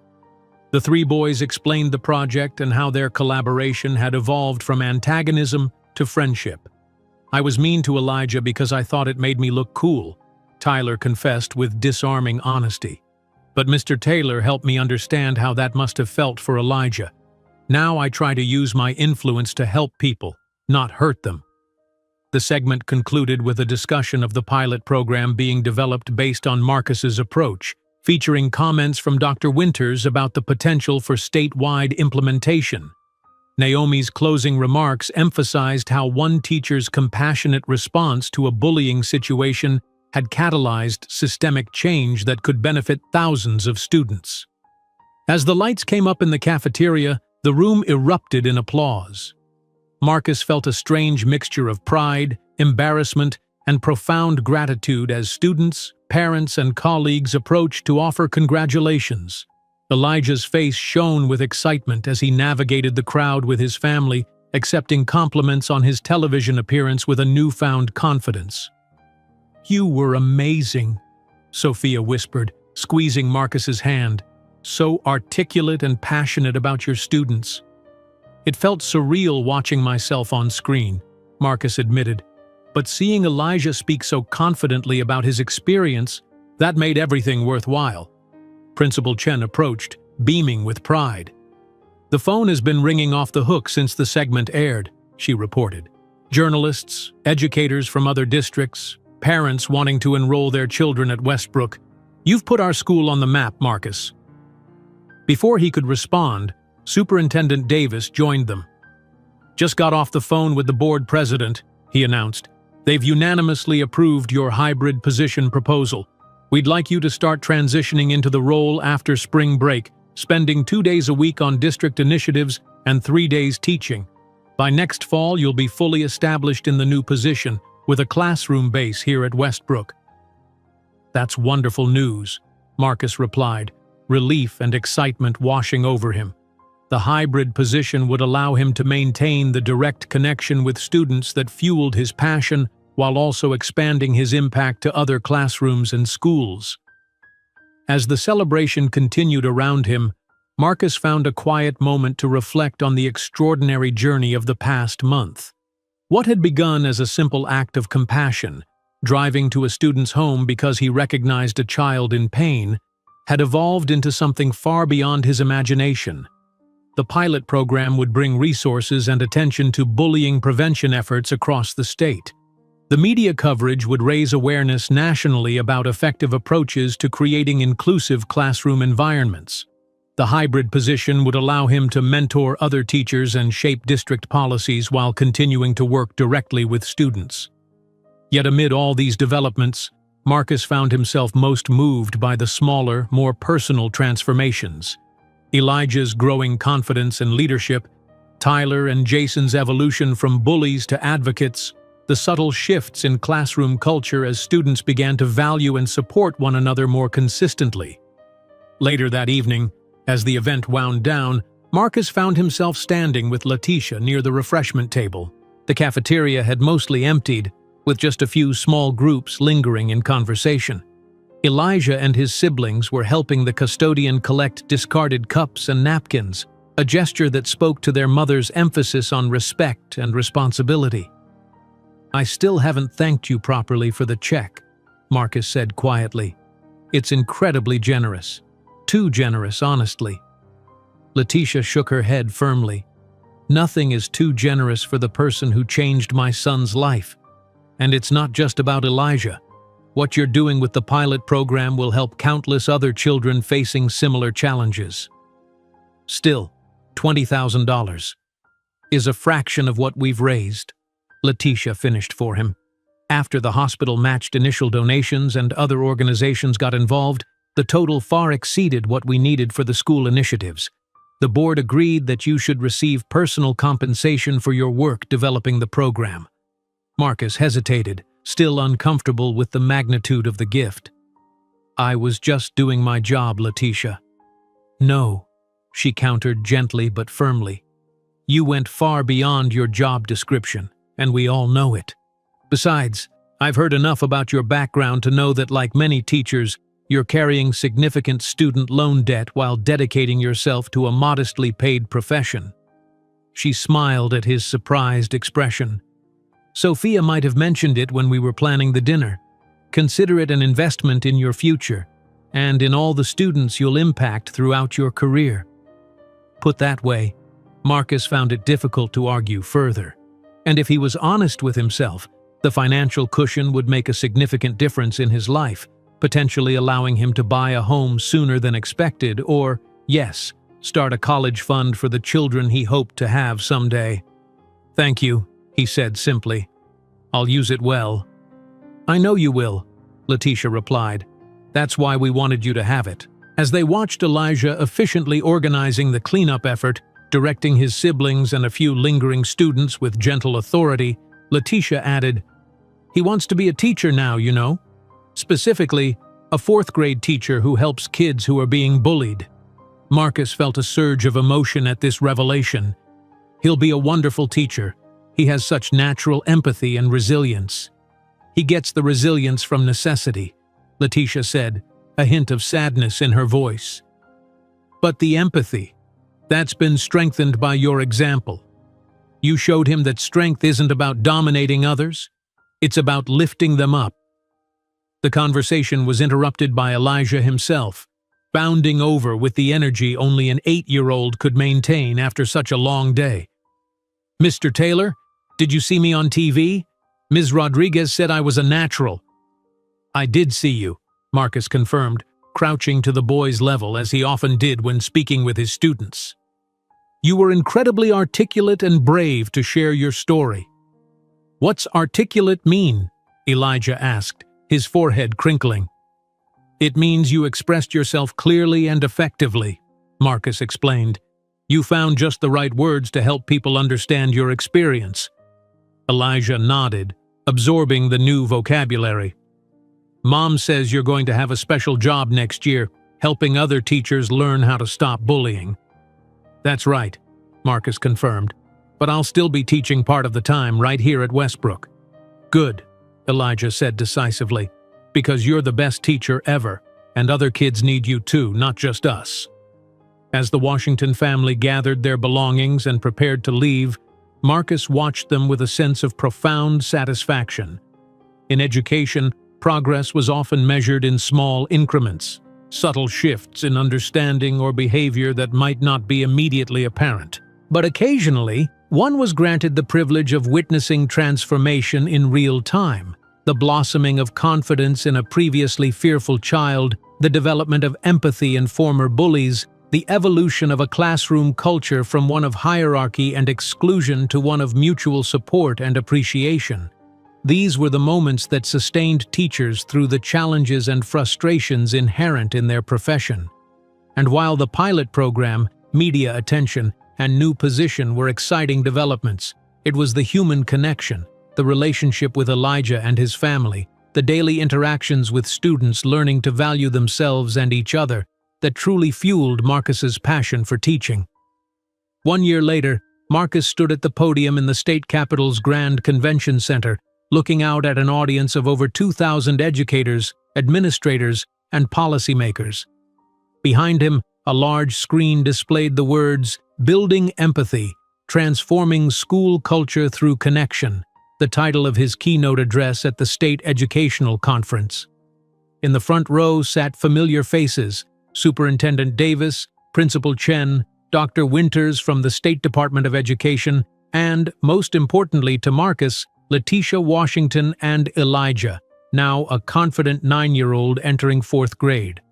Sophia watched from the side of the stage, her encouraging smile steadying his nerves as he prepared to address the largest audience of his career. "A little over a year ago," Marcus began, "I was a first-year teacher concerned about one student who had stopped coming to school because of bullying. Today, I stand before you to share how that single situation catalyzed a transformation that has impacted thousands of students across our state." He paused, making eye contact with Elijah, who gave him a thumbs up. But this isn't a story about grand initiatives or innovative programs, though those have emerged along the way. At its heart, this is a story about connection, about what happens when we truly see our students, not just as learners in our classrooms, but as whole human beings with complex lives and challenges beyond our walls.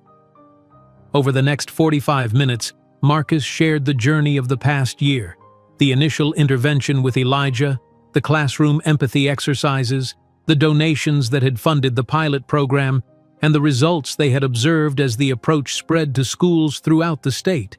He was careful to center the narrative not on himself, but on the collaborative efforts of students, parents, administrators, and fellow educators who had embraced and enhanced the initial framework. "The data speaks for itself," Marcus noted, directing attention to the statistics displayed on the screen. In the 53 schools implementing the full model, reported bullying incidents have decreased by an average of 64%. Teacher surveys indicate improved classroom climate and student engagement. Parent feedback highlights increased student willingness to attend school and discuss social challenges openly at home. He clicked to the next slide, showing a photograph of his original fourth-grade class on their last day together before summer break. But numbers can't capture the true impact of this work. It's in the student who now raises her hand in class when previously she sat silent, afraid of drawing attention. It's in the child who invites a new classmate to join his lunch table instead of maintaining exclusive social boundaries. It's in the former bully who becomes an advocate for kindness because he's been shown a different way to gain respect and belonging. Marcus looked directly at Tyler and Jason, who sat with their families several rows back, both boys nodding in recognition of their own journey. "The pilot program has given us structures, resources, and terminology to address bullying more effectively," Marcus continued.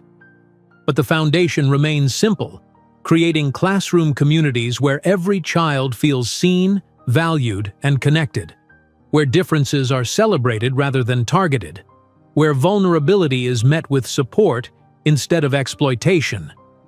As he concluded his address, Marcus shared the most significant lessons he had learned during the implementation of the pilot program across diverse school settings. First, meaningful change happens through relationships, not rules. While clear expectations and consequences are necessary, they aren't sufficient. Children behave differently toward those they feel connected to and valued by. Second, empathy must be explicitly taught and consistently modeled. We can't assume children will naturally develop this capacity, especially in a culture that often rewards competition and individualism. Third, addressing bullying effectively requires a whole community approach. When parents, teachers, administrators, and students align around shared values of respect, inclusion, and kindness, transformation becomes possible. And finally, the most powerful intervention is often the simplest: taking the time to truly see and hear our students, especially those who are struggling. Sometimes that means driving to an apartment after school to check on a child who's been absent. Sometimes it means creating classroom activities that build understanding across differences. Always, it means approaching our students with genuine curiosity and compassion, recognizing that behaviors we find challenging are often expressions of unmet needs or unspoken pain. The applause was immediate and sustained as Marcus concluded. As he stepped away from the podium, Dr. Winters took his place to announce the expansion of the program to an additional 100 schools in the coming academic year, backed by increased state funding and support from several national educational foundations. After the presentation, Marcus made his way through the crowd of educators eager to speak with him about implementing similar approaches in their own schools. He answered questions, exchanged contact information, and promised resources and support, all while feeling a surreal sense of disconnect from the role he now found himself in: sought-after speaker, program developer, educational consultant. When he finally reached Letitia and Elijah, the boy launched himself into a hug. "You were awesome, Mr. Taylor. Everyone was listening so carefully." "Thank you, buddy," Marcus replied, genuinely touched by Elijah's enthusiasm. "How does it feel to see the program you helped inspire spreading to schools all over the state?" "Pretty cool," Elijah admitted with a grin. "Tyler said his cousin's school is getting it next year, and now they won't have to worry about bullies there either." Letitia embraced Marcus warmly. "That was a beautiful speech. You never fail to bring it back to the human connection at the center of everything." "Because that's what matters most," Marcus said simply. "All the programs and resources are just tools to facilitate those connections." "How are you feeling about the new school year?" Letitia asked. "Will it be strange not having your own classroom anymore?" The hybrid position had evolved over the past year, with Marcus's district responsibilities gradually expanding as the pilot program grew. For the upcoming academic year, he would be transitioning to a full-time role as District Director of Social-Emotional Learning and Inclusive Practices, working with schools throughout the district to implement and enhance the approach that had begun in his classroom. "It will be an adjustment," Marcus acknowledged, "but I'll still be working directly with students through model lessons and small group interventions, and this way, I can support more schools in creating the kind of environment we built in Room 14.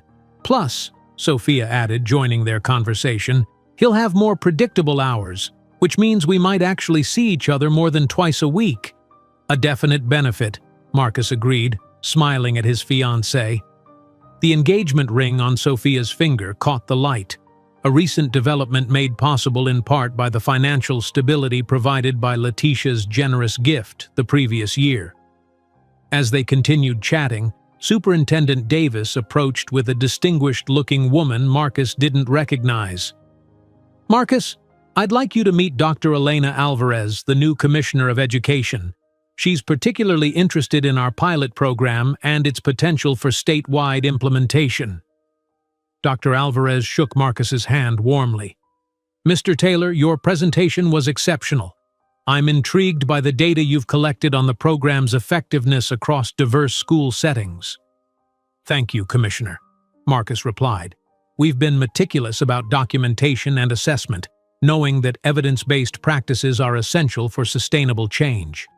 I understand this all began with your intervention on behalf of a single student," Dr. Alvarez said, glancing at Elijah with a knowing smile. "It did," Marcus confirmed. "Elijah Washington, one of the brightest and most resilient students I've had the privilege of teaching." Elijah straightened at the introduction, extending his hand to the commissioner with impressive poise. "Nice to meet you, ma'am. Mr. Taylor says you're in charge of all the schools in our state." "That's right," Dr. Alvarez replied, clearly charmed by the boy's confidence, "and I'm very interested in making sure all students feel safe and valued at school, just like you do now." "The program really works," Elijah assured her earnestly. "At my school, kids are way nicer to each other now. Even the older kids who used to be mean." "That's exactly what I wanted to hear," Dr. Alvarez said. Turning back to Marcus, she added, "The governor is forming a task force on school climate and student well-being. I'd like you to consider serving as a key advisor, bringing your experience with this program to inform statewide policy development." Marcus blinked, momentarily stunned by the invitation. "I'd be honored, Commissioner. Thank you for the opportunity." After exchanging contact information and arrangements for future meetings, Dr. Alvarez moved on to greet other educators. Marcus turned to find Letitia watching him with undisguised pride. "Statewide policy development," she said softly. "From one home visit to advising the governor's task force. The ripple effect continues." "It's overwhelming sometimes," Marcus admitted. "I never imagined any of this when I drove to your apartment that day." "That's because you weren't thinking about programs or policies or your own career advancement," Letitia replied. "You were thinking about Elijah, about one child who needed help. That's what makes everything that's followed so powerful and authentic. As the conference continued around them, Marcus reflected on the extraordinary journey of the past year. The pilot program had exceeded all expectations, demonstrating significant reductions in bullying behaviors and improvements in school climate across diverse educational settings. The approach was being studied by researchers, featured in educational journals, and increasingly adopted by schools beyond their state. Yet amid these professional successes, Marcus found the personal transformations most meaningful. Elijah had blossomed into a confident, academically engaged student who now mentored younger children experiencing social challenges. Tyler and Jason had maintained their remarkable evolution from bullies to advocates, their friendship with Elijah continuing to deepen. Letitia had reduced her work hours, using part of the donation proceeds to establish a parent advocacy network supporting families navigating bullying situations. And Marcus himself had grown tremendously as an educator and leader, developing skills and perspectives he might never have acquired in a traditional teaching career trajectory. The hybrid position had allowed him to maintain close connections with students while expanding his impact to a district level. Now, with the invitation to advise on state policy, that sphere of influence would widen further. That evening, as the conference reception wound down, Marcus found a quiet moment with Sophia on the convention center's outdoor terrace. The summer night was warm, the city lights spread below them like scattered stars. "What are you thinking about?" Sophia asked, noticing his contemplative expression. "Everything that's happened since that day I decided to visit Elijah's apartment," Marcus replied. "How one small decision can change so many lives, including our own." Sophia nodded, understanding in her eyes. That's the beauty of compassion. It creates ripples we can't predict or control, but that have the potential to transform entire communities. "I keep thinking about what Mrs. Harmon said to me in 5th grade," Marcus continued, referring to the teacher who had changed his own life years ago. "She told me that true education isn't just about what we learn, but about who we become in the process of learning, and that the most important lessons often have nothing to do with textbooks or tests." "She sounds like a wise woman," Sophia observed. "I wonder if she has any idea of the impact she had on you, and by extension, on all the students and teachers you're now influencing." "I doubt it," Marcus said thoughtfully. "That's the thing about teaching. You plant seeds that may not bloom until long after the students leave your classroom. You may never see the full harvest of what you've sown. But sometimes," Sophia countered, gesturing toward where Elijah sat with his mother, animatedly chatting with a group of educators, "you get to witness the transformation firsthand, and that must be incredibly rewarding." "It is," Marcus agreed, watching the boy who had once been too afraid to come to school now confidently holding court with educational leaders.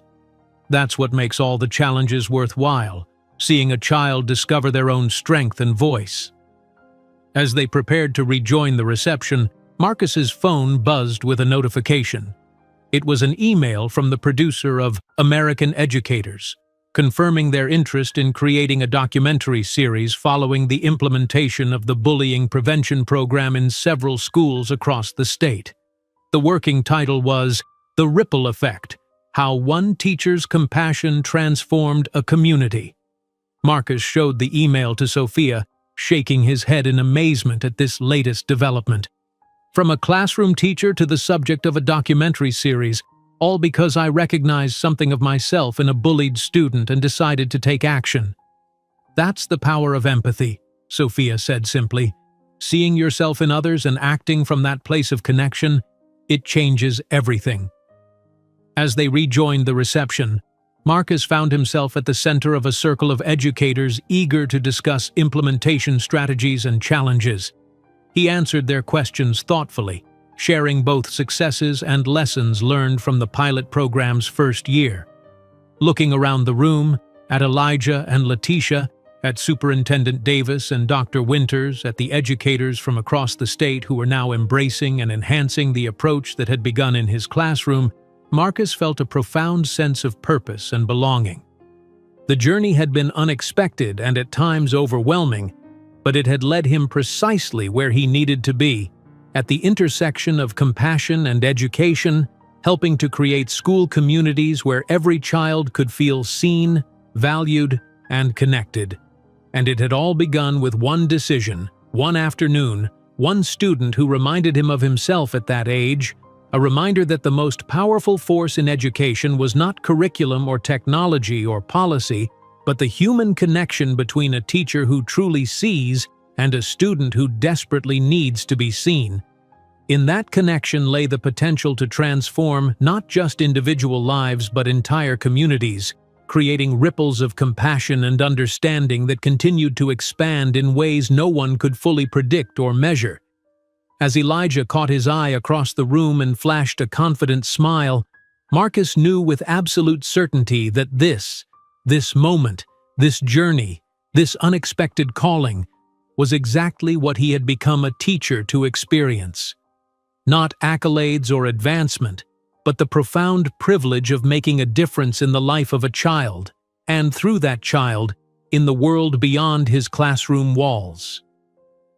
If you enjoyed today's video, I'm sure you'll love the next one. Don't waste time. Just click on the screen.